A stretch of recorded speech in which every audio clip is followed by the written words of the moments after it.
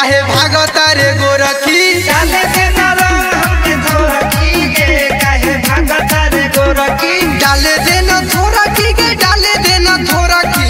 डाले देना थोड़ा की गे डाले देना थोड़ा। छही रसिया न माला तू पतर की गे काहे भागता रे गोरखी। डाले देना रंग हमके गोरखी गे काहे भागता रे गोरखी। डाले देना रंग हमके थोड़ा की गे काहे भागता रे गोरखी। डाले देना रंग हमके गोरखी गे काहे भागता रे गोरखी। होली भागता रे गोरखी। डाले देना रंग हमके थोड़ा की गे काहे भागता रे गोरखी। भाग भिजे तू झटकी झटकी डालब रंग तोरा पटकी गे पटकी।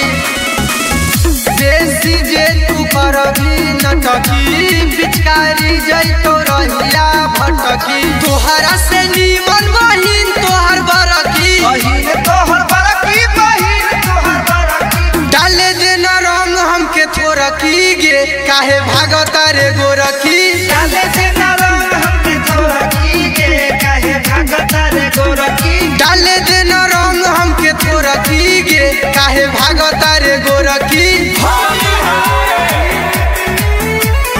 डाले देना रंग हमके थोड़ा की गे काहे भागता रे गोरखी।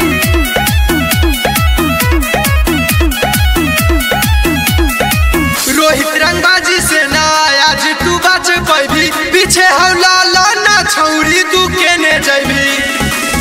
डाले देना हलके हलके रंगमा हौलके ललके। जानै छियौ हम तू त चालू छही लईकी। चालू छही लईकी गे चालू छही लईकी। डाले देना रंग हमके थोड़ा की गे काहे भागता रे गोरखी। डाले देना रंग हमके गोरखी गे काहे भागता रे गोरखी। डाले देना रंग हमके थोड़ा की गे काहे भागता रे गोरखी।